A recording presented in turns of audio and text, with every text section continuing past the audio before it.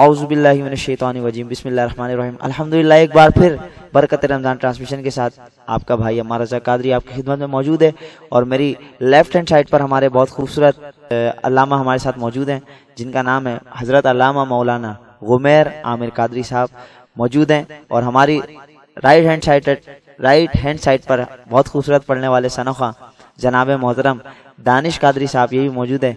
میں عرض گزار ہوں دانش بھائی سے کہ وہ منفرد انداز میں کلام سنائیں۔ آئیے حضرت کا لکھا ہوا بہت ہی پیارا کلام۔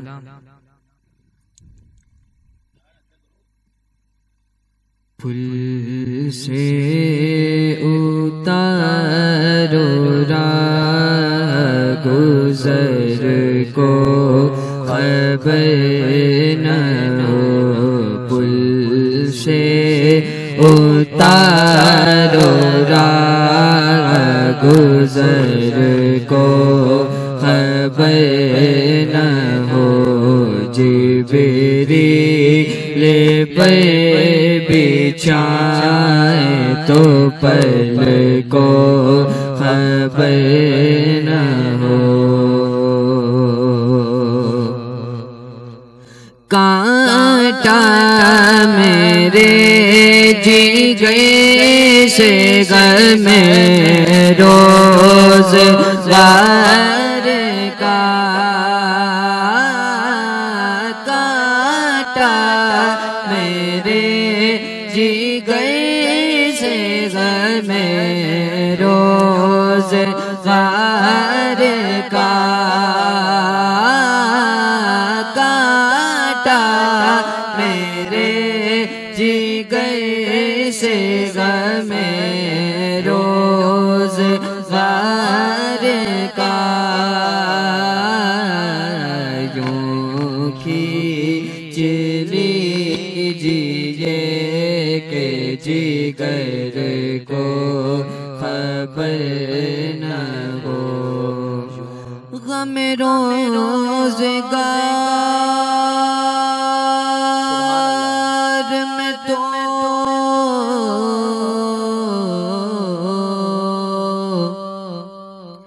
میرے عشق بغیر رہیں گے، تیرا غم اگر رلاتا تو کچھ اور بات ہوتی، آقا کانٹا میرے جگر سے غم روزگار کا، یوں کھینچ لیجیے کہ جگر کو خبر نہ ہو، فریاد امتی جو کرے حال زار میں، فریاد امتی جو کرے حال زار میں،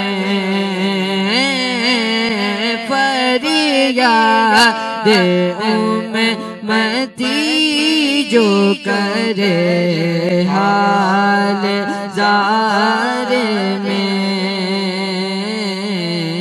ممکن نہیں کہ خیر بشر کو خبر نہ ہو، للہ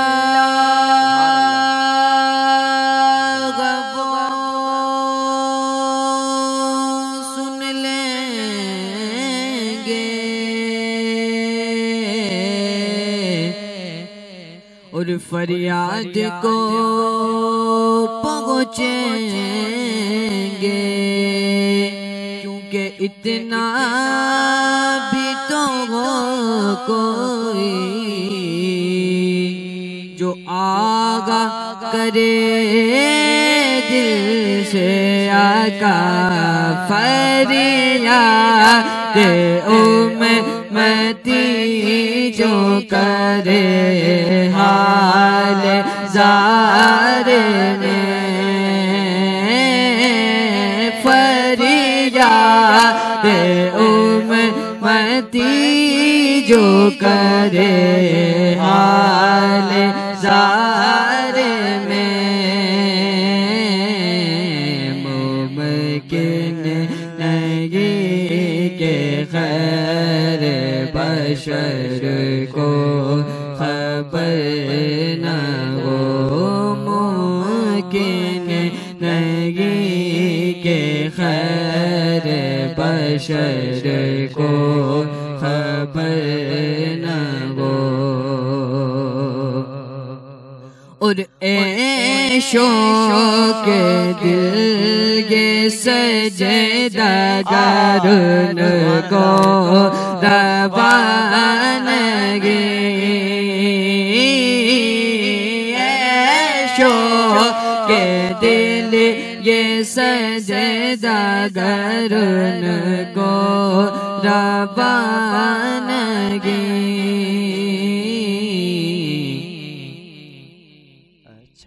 اچھا وہ سجدہ کیجے کہ سر کو خبر نہ ہو اچھا وہ سجدہ کیجے کہ سر کو خبر نہ ہو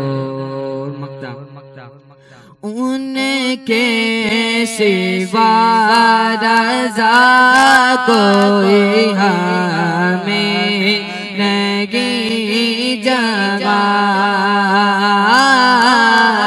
ان کے سوا رضا کوئی ہمیں نہیں جگہ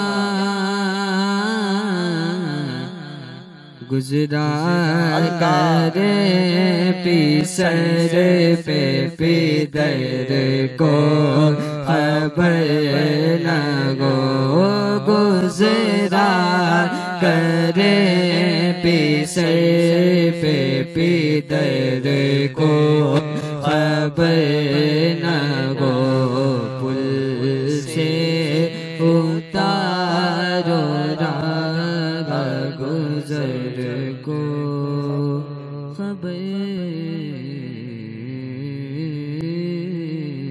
نہ ہو سبحان اللہ سبحان اللہ ماشاء اللہ بہت خوبصورت انداز میں ہمارے کمچن ثنا خان بہت اچھا پڑھنے والے ثنا خان دانش قادری اپنی عقیدت پیش فرما رہے تھے اللہ پاک سے دعا ہے کہ اللہ پاک ان کے عمر میں ان کے پڑھنے میں مزید برکتیں عطا فرمائے ان کو خوب عروج اور خوب ترقیاں عطا فرمائے آئیے سوالوں کی طرف بڑھتے ہیں ماشاءاللہ علامہ صاحب ہمارے ساتھ موجود ہیں علامہ صاحب سے سوال کرتے ہیں علامہ صاحب اکثر دیکھا گیا ہے کہ کچھ لوگ اعتراض کرتے ہیں اور ان کے کچھ سوال ہوتے ہیں اور بڑے عجیب قسم کے سوال ہوتے ہیں ان کے سوالات یہ ہوتے ہیں کہ جن کے پاس پیسہ ہے تو وہ لوگ کہتے ہیں جن کے پاس کھانے کو ہے کہ ہمارے اوپر روزہ ہے مطلب ہم نہیں رکھ رہے اور جن کے پاس کھانے کے لیے نہیں ہے روزہ ان کے لیے ہے تو اس بارے میں آپ کیا کہنا چاہیں گے اعوذ باللہ من الشیطان الرجیم بسم اللہ ماشاءاللہ آپ کا بڑا ایک اچھا سوال ہے عموماً یہ سننے میں بھی آتا ہے بالکل اکثر ہمارے ہاں لوگوں کا یہ مائنڈ بن چکا ہے کہ جس کے پاس پیسے ہیں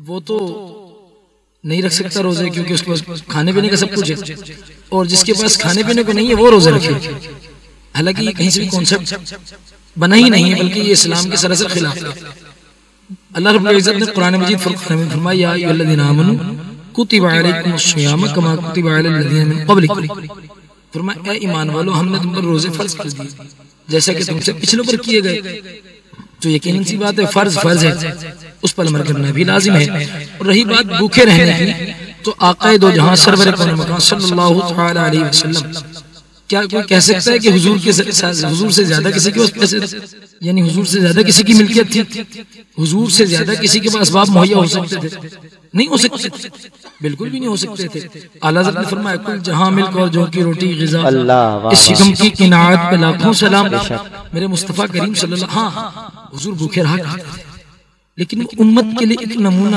ایگزامپل پیش کرنی تھی راہ پیش کرنی تھی کہ لوگوں بھوکا رہ کر بھی اللہ کی عبادت کی جا سکتی ہے، بھوکے رہ کر بھی ریاضت کی جا سکتی ہے۔ صحابہ کرام علیہ رضوان بھی بھوکے رہا کرتے تھے، بالکل۔ جناب سیدنا ابو ہریرہ فرماتے جب ہمیں زیادہ بھوک لگتی تھی تو میں کسی نہ کسی صحابی کے پاس چلے جاتا، مسئلہ دریافت کرتا، وہ سمجھ جاتے کہ ابو ہریرہ کو بھوک لگی۔ فرماتے کہ ایک دن مجھے لگی بھوک، فرماتے میں حسب روایت میں گیا جناب سیدنا عمر فاروق کے گھر، میں نے حضرت سے مجاق کے مسئلہ استفسار کیا، حضرت نے مجھے جواب دیا۔ بعد از جواب حضرت نے مجھے کہا ابو ہریرہ بھوک لگی ہے، میں نے کہا جی بالکل بھوک تو لگی ہے۔ فرمایا آپ نے کب سے نہیں کھایا؟ فرماتے میں نے صبح سے نہیں کھایا۔ جناب ابو ہریرہ فرماتے میں نے صبح سے نہیں کھایا۔ حضرت عمر کہتے ہیں آپ نے صبح سے نہیں کھایا، عمر نے کل سے نہیں کھایا۔ اللہ، فاقہ صحابہ نے کیے، بالکل کیے، ہم اس بات کا اعتراف کرتے ہیں، لیکن یہ دلیل نہیں ہے کہ جناب والا فاقہ جس کے پاس گھر میں کھانے کو نہیں ہے وہ روزہ رکھے، جس کے پاس نہیں ہے وہ روزہ نہ رکھے۔ اب فرماتے ہیں میں اور حضرت عمر کے ساتھ روانہ ہوئے حضرت صدیق اکبر رضی اللہ تعالیٰ عنہ کے پاس۔ ہم نے جا کر جناب سیدنا صدیق اکبر سے عرض کی کہ حضور آپ بتائیں یہ مسئلہ ہے، آپ اس کا حل بتا دیں۔ حضرت نے مسئلے کا حل بتایا اور کہا جی آپ لوگوں کو بھوک لگی ہوگی۔ ہم نے کہا بالکل۔ اچھا یہ دیکھیں کہ غیب بتانے والے نبی کریم صلی اللہ تعالی علیہ وسلم کے امتی، حضور کے صحابی، حضور کے چہار یار، حضور کے یاران یار شیخین کو بھی غیب کا علم تھا، انہیں بھی پتہ لگ جاتا تھا کہ اسے کیا ضرورت ہے۔ حضرت ابوبکر صدیق فرماتے ہیں یار تمہیں بھوک لگی ہوگی؟ فرمایا بالکل ہمیں تو بھوک لگی ہے، ہم آئے ہی اسی لیے ہیں کہ ہم کھانا وانا کھا لیں تو مسئلہ بھی پوچھ لیں گے۔ فرمایا یار آپ نے کل سے نہیں کھایا، کسی نے پرسوں، میں 4 دن سے بھوکا ہوں۔ اللہ، تو اب کہاں جائیں؟ وہیں چلتے ہیں جہاں کونین کی بگڑی بنتی ہے، ماشاءاللہ، جہاں ہر کسی کی بگڑی سنورتی ہے۔ چلے مصطفیٰ کی بارگاہ میں۔ فرماتے ہیں حضور کی بارگاہ میں گئے تو ہم نے جا کر حضور کی بارگاہ میں عرض کی یا رسول اللہ صلی اللہ تعالی علیہ وسلم یہ مسئلہ۔ حضور نے مسئلہ بتایا، بعد میں پہلے پوچھا صحابہ بھوک لگی ہے؟ ماشاءاللہ، سبحان اللہ، سبحان اللہ، بالکل بھوک لگی ہے۔ حضور نے فرمایا صحابہ تم 3 دن 2 دن 4 دن سے نہیں کھا رہے، لیکن میں 1 ہفتے سے فاقے کے عالم میں۔ اور ایک مرتبہ جب خندق کے موقع پر صحابہ نے حضور جانا صلی اللہ تعالی علیہ وسلم کو پیٹ سے کپڑا اٹھا کے دکھایا کہ یا رسول اللہ بھوک کے مارے ہم نے ایک پتھر باندھا ہوا ہے، تو میرے مصطفیٰ نے کپڑا اٹھا کے دکھایا تو حضور نے 2 پتھر باندھے ہوئے تھے، لیکن اس کی یہ دلیل نہیں ہے کہ پیسے نہیں ہیں، کھانا نہیں ہے تو روزہ نہیں رکھنا۔ صحابہ فرماتے ہیں حضور لے کے گئے ہمیں حضرت ابو الحسن انصاری رضی اللہ تعالیٰ عنہ، آپ کے گھر گئے تو حضور نے فرمایا کہ ہم آپ کے گھر دعوت کھانے۔ اب قربان جائیں صحابہ پر، وہ تو مچل اٹھے نا کہ حضور ہمارے گھر پہ آ گئے، اس سے بڑی کیا ہوگی خوشی کی بات، کائنات کی نعمتیں ہمارے ہمارے دروازے پر۔ تو حضور جب پہنچے حضرت نے حضور کو بٹھایا، سب صحابہ کو بٹھایا، سب کو بٹھانے کے بعد کہا جی میں ابھی لاتا ہوں، انگور لائے، کھجور لائے، لا کر پیش کی، اور بعد از فرمایا کہ آپ یہ تناول فرمائیں، میں بس ابھی کھانے کا انتظام کرتا ہوں۔ حضرت عمر روایت کرتے ہیں، فرماتے ہیں کہ تھوڑی دیر گزری، وقت گزرا کہ سالن بھی آ گیا، روٹی بھی آ گئی، ہم تناول کرنے لگے تو میرے مصطفیٰ کریم رؤوف الرحیم صلی اللہ تعالی علیہ وسلم نے ایک روٹی کا چوتھا ٹکڑا، اللہ ماشاءاللہ، فرماتے ہیں کہ حضور اسے چھوٹے چھوٹے نوالے بھی لگا کھا رہے ہیں اور میرے مصطفیٰ کی آنکھوں سے آنسو بھی آ رہے ہیں۔ اللہ، فرماتے ہیں ہم پریشان، ہم نے کہا یا رسول اللہ صلی اللہ تعالی علیہ وسلم 4 دن ہمیں ہو گئے، ہم کھا رہے ہیں تو شکر کے آنسو ہونا چاہیے، آپ کو 1 ہفتہ ہو گیا ہے آپ نے نہیں کھایا۔ صحابہ کرتے ہیں یا رسول اللہ آپ نے 1 ہفتے سے نہیں کھایا، آپ پھر رو رہے ہیں۔ حضور نے فرمایا صحابہ جی یا رسول اللہ، فرمایا صحابہ میں اس وجہ سے رو رہا ہوں، باری تعالیٰ کی بارگاہ میں اس کا بھی حساب دینا پڑے گا، اللہ اس کا بھی حساب دینا پڑے گا۔ تو ایک تو یہ وجہ ہوتی ہے، اگر آپ سارے دن بھوکے رہیں گے تو وہ جو آپ کھانے سے رہ گئے نا، جتنی دیر آپ نے بھوکا رہ کر گزارا اتنی دیر میں کچھ کھاتے پیتے اس کا حساب دینا ہوتا کہ ہم نے یہ کھایا، یہ ٹھنڈی نعمت پی، ٹھنڈا پانی پیا، آپ نے کھانا کھایا، تو آپ اس حساب سے بچ رہے ہیں۔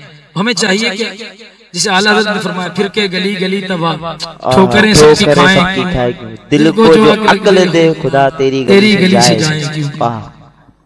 ماشاءاللہ، دیکھا ناظرین آپ نے کتنے پیارے اور کتنے خوبصورت انداز کے اندر ہمارے علامہ صاحب نے جو ہے بہت خوبصورت مسئلہ جو ہے بیان فرمایا. آئیے بہت پیارا کلام مجھے اس وقت ذہن میں آ رہا ہے اور میں علامہ صاحب کے سامنے پیش کر دیتا ہوں.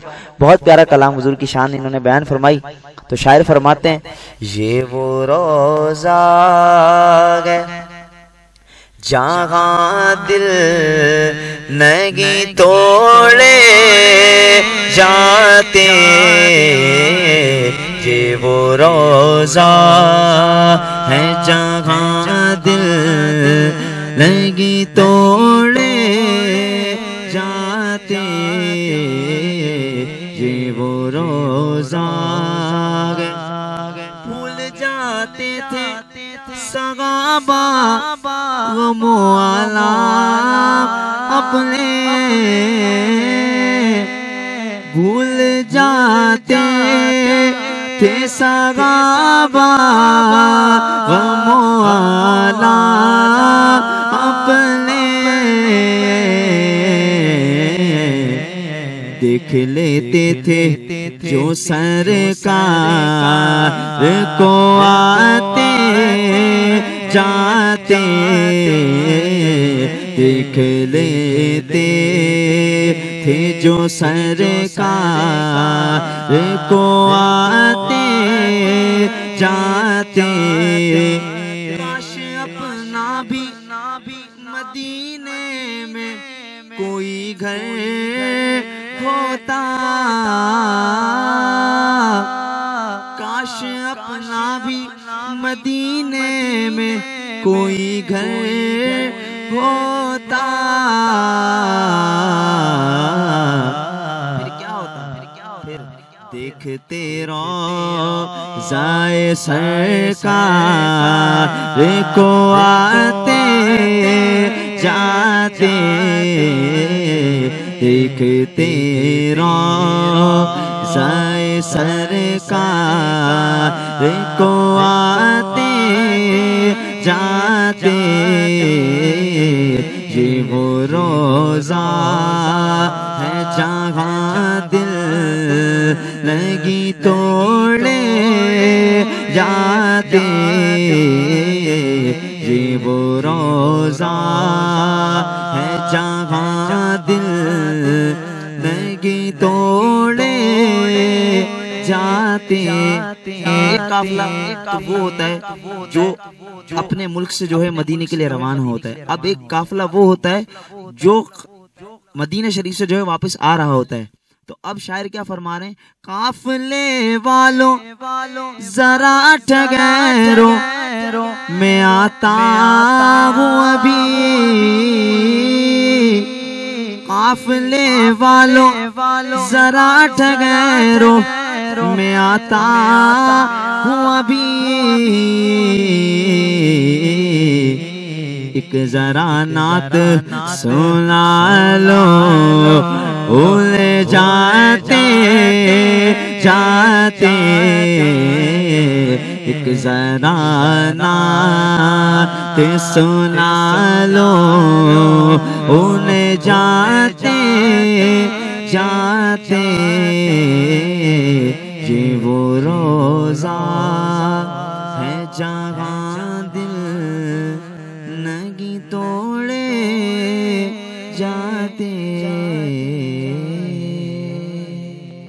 آئیے علامہ صاحب ایک اور سوال جو ہے آپ کے سامنے پیش کرتا ہوں, بہت پیارا سوال اور جو کہ ذہن میں آیا, میں نے سوچا عرض کر لی جائے, آپ سے پوچھ لی جائے. اچھا, ایک واقعہ بڑا مشہور ہے اور وہ بڑا مشہور واقعہ ہے اور ثابت واقعہ ہے کہ جب مصر کے اندر حضرت یوسف کا دیدار کرا وہاں کی عورتوں نے, تو انہوں نے مصر کے اندر اپنی جو ہے انگلیاں کاٹی, مصر میں کاٹی جنہوں نے انگشت زنا. تو حضرت یوسف کے حسن کے یہ چرچا ہے, یہ مثال ہے کہ آپ کو دیکھ کے عورتوں نے انگلیاں کاٹی. تو کمال جائے ہمارے آقا کی شان پر, ہمارے آقا کا حسن تو اس سے بھی اعلیٰ تھا, تو آقا کے حسن پر ایسا کچھ کیوں نہیں ہوا, اس کے بارے میں ذرا ارشاد فرمائیں. ماشاءاللہ, بہت ہی اچھا سوال. جناب سیدنا حسان بن ثابت رضی اللہ تعالیٰ عنہ فرماتے ہیں وَأَحْسَنَ مِنْكَ لَمْ تَرَ قَطُّ عَيْنِي وَأَجْمَلُ مِنْكَ لَمْ تَلِدِ النِّسَاءُ خُلِقْتَ مُبَرَّأً مِنْ كُلِّ عَيْبٍ كَأَنَّكَ قَدْ خُلِقْتَ كَمَا تَشَاءُ. آپ فرماتے ہیں آپ سے زیادہ حسین و جمیل آقا میری آنکھ نے دیکھا ہی نہیں. اللہ. یعنی یہ تو بات ہو گئی کہ حضور جیسا کوئی حسین و جمیل بے شک. تھا ہی نہیں. پھر آگے کیا فرمایا؟ وَأَجْمَلُ مِنْكَ لَمْ تَلِدِ النِّسَاءُ. فرمایا یا رسول اللہ دیکھتی کیسے کسی ماں نے جنا ہی نہیں. اللہ. واہ واہ واہ. یعنی بات تو وہی ہے کہ اگر کوئی پیدا ہوتا تب تو دیکھتے. یا رسول اللہ کوئی پیدا ہی نہیں ہوا جسے دیکھا جا سکے. پھر آگے فرمایا خلقت مبرأ من کل عیب. یعنی آپ کو مالک لم یزل نے ہر عیب سے پاک پیدا فرمایا. پھر فرمایا کأنک قد خلقت کما تشاء. محبوبہ جیسا آپ چاہتے تھے آپ کو رب نے ویسا. اللہ. سبحان اللہ. سبحان اللہ. یعنی شاعر جو ہوتا ہے نا وہ حسن کو دیکھنے میں بڑا ہی وسعت نظری سے کام لیتا ہے اور بڑی پیچیدہ نظروں سے بڑی گہری نظروں سے دیکھتا ہے کیونکہ شاعر کا کام ہے اسے دیکھ کر اپنی شاعری اخذ کرنا. آپ فرماتے ہیں حضور کا حسن ایسا تھا کہ میں مصطفیٰ کریم رؤوف الرحیم صلی اللہ تعالی علیہ وسلم کو جب بھی دیکھتا آپ فرماتے ہیں میں اپنی آنکھوں کے آگے ایسے انگلیاں رکھ دیتا اور یہ جو انگلیوں کے درمیان کے اورے بچتے تھے بالکل چھوٹے چھوٹے سوراخ. فرماتے ہیں یہاں سے دیکھتا کہیں ایسا نہ ہو کہ میری آنکھیں تاب نہ لائیں اور میری آنکھیں ختم ہو جائیں. اللہ. اتنا نورانی چہرہ تھا. ماشاءاللہ. اچھا جیسے آپ نے کہا کہ جی ایسا واقعہ رونما کیوں نہیں ہوا. حسن دو طریقے کا ہوتا ہے. ایک حسن ہوتا ہے نمکین, ایک ہوتا ہے میٹھا. واہ واہ. حسن کیا ہوتا ہے؟ نمکین. ایک ہوتا ہے میٹھا. اچھا میٹھے کا یہ ہے کہ حسن تو وہ بھی ہوتا ہے نمکین, حسن میٹھا بھی حسن ہوتا ہے, نمکین بھی حسن ہوتا ہے. لیکن میٹھا حسن جو ہے نا وہ اس کی خوبی یہ ہوتی ہے کہ جو اسے دیکھ لے وہ اس کا ہو جائے, اس کی تاب نہیں لا سکتا, اپنے آپ کو نقصان پہنچا. ماشاءاللہ. یعنی اس کے اندر برداشت کی وسعت نہیں ہوتی. ایک دفعہ نظر پڑی وہ اپنے آپ کو نقصان پہنچائے گا. اور جو نمکین حسن ہے نا اس کا یہ ہے کہ جسے ایک دفعہ کوئی تک لے تو اس کی دل کرتا ہے کہ بس اسے ہی دیکھتا رہوں, اسے ہی دیکھتا رہوں. یعنی اس سے میری نظریں نہ ہٹیں. جیڑا تکدا ایک واری ہو تکدا ہی جاندا ہے. بالکل. یعنی مطلب اس سے میری نظریں نہ ہٹیں, اس کا یہ ہوتا ہے. جناب یوسف علیہ السلام کو جو حسن عطا کیا تھا رب العزت نے وہ حسن تھا میٹھا. اللہ. واہ واہ. کیا کہنا ہے. سبحان اللہ. یعنی عورتوں نے جیسے وہ حسن تکا تو انہوں نے حسن تکنے کے بعد اپنے آپ کو نقصان پہنچایا. لیکن جب حضور جانے جانا صلی اللہ تعالی علیہ وسلم کا حسن صحابہ دیکھتے تو دیوانے ہو جاتے تھے. سبحان اللہ. صحابہ فرماتے ہیں میرے مصطفیٰ ایک دفعہ روزہ اپنے گھر سے نکلے, عصر کے بعد میرے مصطفیٰ کا معمول تھا کہ چہل قدمی ہو جاتی تھی. آپ فرماتے ہیں حضور نے چہل قدمی کے ارادے سے گھر سے روانہ ہوئے تو جیسے ہی مدینہ شہر سے باہر نکلے, آج شہر بہت بڑا ہو چکا ہے, پہلے یہ شہر چھوٹا سا تھا کیونکہ افراد کم تھے, تعداد کم تھی. آج تو عوام کا سمندر ہے. اللہ. بے شک. عوام کا ہم سوئے حشر چلیں گے شاہ ابرار کے ساتھ, قافلہ ہوگا رواں قافلہ سالار کے ساتھ. یہ تو طیبہ کی محبت کا اثر ہے, ورنہ کون روتا ہے لپٹ کر در و دیوار کے ساتھ. یہ تو یثرب تھا, نہ کوئی آتا تھا نہ کوئی جاتا تھا, بیماریوں کا شہر تھا. آج تو میرے مصطفیٰ کا جس میں اثر لگا تو تعداد ہی نہیں ختم ہو رہی. تو حضور جب نکلتے تھے نا باہر تو سیر کے لیے نکلتے تھے. تو ایک دفعہ ایسا ہوا فرماتے ہیں کہ حضور مدینہ شہر سے باہر نکلے. اب جب باہر نکلے نا تو میرے مصطفیٰ نے دیکھا کہ چند لوگ ہیں جنہوں نے پڑاؤ ڈالا ہوا ہے, جن کے پاس اونٹنیاں بھی ہیں اور دیگر ساز و سامان بھی ہے. حضور ان کے پاس چلے گئے. حضور نے جا کر پوچھا میاں یہ بتاؤ کیا یہ تم اونٹنیاں بیچتے ہو؟ ہاں جی بیچتے ہیں. فرمایا یہ والی اونٹنی بیچو گے؟ اس میں ایک سرخ رنگ کی اونٹنی میرے مصطفیٰ کریم کو پسند آ گئی. سبحان اللہ. سبحان ہم اللہ. اونٹنی پر قربان جائیں کہ حضور کو پسند آ گئی. فرماتے ہیں کہ حضور کو جب پسند آئی تو انہوں نے کہا جی بالکل بیچتے ہیں, ہم تو آئے بیچنے کے لیے, ہم تو آئے ہی تجارت کے غرض سے ہیں. اب میرے مصطفیٰ نے وہ اونٹنی لی, دام طے پائے. حضور نے کہا جی ہمارے پاس پیسے تو نہیں ہے کیونکہ ہم آئے تھے سیر کے غرض سے. اب یہ ہو سکتا ہے کہ آپ لوگ یا تو اونٹنی روک لیں یا پھر اونٹنی ہمیں ساتھ دے دیں, ہم لے جاتے ہیں, پیسے بھجوا دیتے ہیں.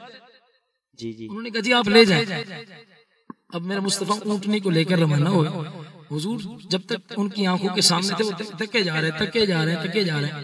جب میرے مصطفیٰ آنکھوں سے اوجھل ہوئے نا تو ان میں سے ایک شخص نے کہا یار یہ بتاؤ تم میں سے کوئی اسے جانتا تھا؟ انہوں نے کہا جی نہیں ہم میں سے تو کوئی نہیں جانتا تھا. اچھا پھر وہ تو لوٹ گئے ہمیں، جانتا ہے نہیں تھا، ہم نے ادھار دے دیا۔ یقیناً سی بات ہے آج دکاندار کسی نہ جاننے والے کو ادھار نہیں دیتا ہی نہیں ہے، کہا جی جانتا بھی نہیں تھے تب بھی ادھار دے دیے، کیوں؟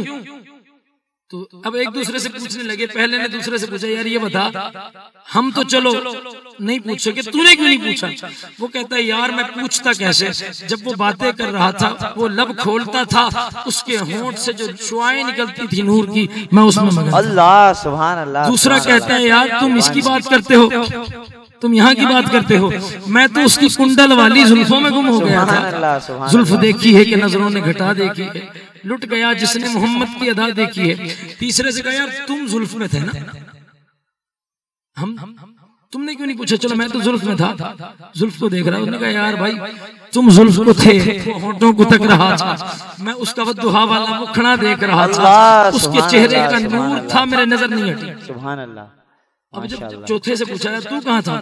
وہ کہتا ہے میں نے دیکھا کہ پیشانی سے ایک نور نکل رہا ہے، سامنے پہاڑوں پر چھلک رہا ہے، میں اس میں مگن ہوں۔ اللہ کیا شان ہے میرے آقا کی۔ میں اس میں جسے اعلیٰ نے فرمایا ایک ماہ مدن نورانی بدن نیچی نظریں کل کی خبریں، وہ دکھا کے پبھن وہ سنا کے سخن، مر لوٹ گئے سب تن من دھن۔ سبحان اللہ سبحان اللہ ماشاءاللہ اسی زبردست۔ گولڑا کے تاجدار فرماتے ہیں نا، یا آپ فرماتے ہیں اس صورت نو میں جانا کھاں، جانانے کے جانے جہانا کھاں، سچ آکھاں کے رب دی شان آکھاں، جس شان تشانہ سب بڑیاں، سبحان اللہ ما اجمل کا ما احسن کا، کتھے مہر علی کتھے تیری سنا گستاخ کیاں، کتھے جاگڑیاں کالی زلف پہ اکھ مستانی ہے، متھے چمچمتی لاٹ نورانی ہے، ہن مخمور اکھیاں ہن مدبریاں، مخمور اکھیاں ہن مدبری انطیف سرا من تنعتہی والشد ودا من مفرتہی، نینا دیا فوجاں سر چڑیاں۔ آپ فرماتے ہیں حضور کا حسن تھا ہی ایسا نا، اسے تکتے جاؤ تکتے جاؤ تکتے جاؤ، بس جنہ ویکھیا نہیں وہ کرن گلاں، جنہ ویکھیا تے وہ بول دے نہیں، جڑے محرم راز حقیقت تو اور راز حقیقت کھول دے نہیں۔ بات یہ ہے کہ فرمایا کہ جب وہ اوجھل ہو گئے، اب یہ آپس میں پریشان، یار ہمیں لوٹ لیا گیا، تو کہتے ہیں کہ خیمے سے ایک عورت نے ہلکا سا خیمے کی پردہ ہٹایا اور آواز لگائی، انا ضامنۃ الثمن، میں اس کے پیسوں کی ضامن ہوں، یعنی جو وعدہ لے کر گیا ہے وہ اس کے پیسوں کی ذمہ دار میں ہوں۔ اچھا چلو کوئی نہ کوئی تو جاننے والا نکلا، ضمانت جاننے والا لیتا ہے۔ اچھا جی آپ جاننے والی ہیں، جانتی تو میں بھی نہیں ہوں، پھر آپ نے کیسے جانتی؟ آپ نہیں ہیں، آپ نے کہا میں اس کی ضمانت دے رہی ہوں۔ انہوں نے کہا جو اتنا خوبصورت ہو اتنا سونا ہو وہ جھوٹا ہو نہیں سکتا۔ اللہ سبحان اللہ، بے شک بے وہ شک جھوٹا ہو نہیں سکتا۔ یعنی مصطفیٰ کا حسن ایسا تھا کہ اگر کوئی ایک بار دیکھ لے تو دیوانہ ہو جاتا۔ پھر اس کے بعد صحابہ آئے، صحابہ نے پیسے دیے، انہوں نے پیسے لینے سے بھی انکار کر دیا۔ انہوں نے کہا جی پہلے پیسے نہیں، پہلے ہمیں اس شخص سے ملاؤ جہاں جو آیا تھا۔ پھر صحابہ حضور کے پاس لے کر گئے، انہوں نے اسلام قبول کیا۔ گویا میرے مصطفیٰ کا حسن تو ایسا تھا نا، یا صاحب الجمال یا سید البشر من وجهك المنیر لقد نور القمر لا يمكن الثناء كما كان حقه بعد از خدا، بزرگ تو ہی آقا کس ماشاءاللہ ماشاءاللہ زبردست، بہت خوبصورت انداز میں علامہ صاحب جو ہے حضور کی شان بیان فرما رہے تھے، حضور کی سیرت بیان فرما رہے تھے۔ آئیے 2 سے 3 اشعار نعت شریف کے، اس کے بعد انشاءاللہ سب سے اجازت۔ بہت پیارا کلام، اور اللہ پاک سیرت کے صدقے ہم سب کو مدینے کی بعد اب حاضری نصیب فرمائے۔ بہت پیارا کلام، میرے ساتھ مل کے شامل ہو جائیں۔ اب تو بس ایک ہی دن ہے کہ مدینہ دیکھوں، اب تو بس ایک ہی دن ہے کہ مدینہ دیکھوں، میرے مولا میری آنکھیں مجھے واپس کر دے، میرے مولا میری آنکھیں مجھے واپس کر دے، تاکہ اس بار میں جی بھر کے مدینہ دیکھوں، اب تو بس ایک ہی دھن گئے کاش ایک بار میسر ہو کبھی ایسا رمضان سگری ماں کے میں گو افطار میں طیبہ دیکھو سگری ماں کے میں گو افطار میں طیبہ دیکھو کاش ایک بار یوں گی عمر بسر ہو میری صبح کعبے میں گو پھر شام کو طیبہ دیکھو اب تو بس ایک ہی دھن گئے کہ مدینہ دیکھو اب تو بس ایک ہی دھن ہے۔ آئیے ناظرین، اسی کے ساتھ ہم آج اس ایپیسوڈ کو اور اس ٹرانسمیشن کو اختتام پذیر کرتے ہیں۔ انہی لمحات کو یاد رکھیے گا، ہمارے ساتھ جڑے رہیے گا انہی اشعار کے ساتھ۔ اللہ کرم ایسا کرے تجھ پہ جہاں میں، اے دعوت اسلامی تیری دھوم مچی ہوئی۔ دعوت اسلامی کا صدقہ ہے جو کہ عشق رسول بچے بچے کے دلوں میں جو ہے وہ منور ہو رہا ہے۔ اسی کے ساتھ مجھے دیجیے اجازت۔ السلام علیکم ورحمۃ اللہ وبرکاتہ۔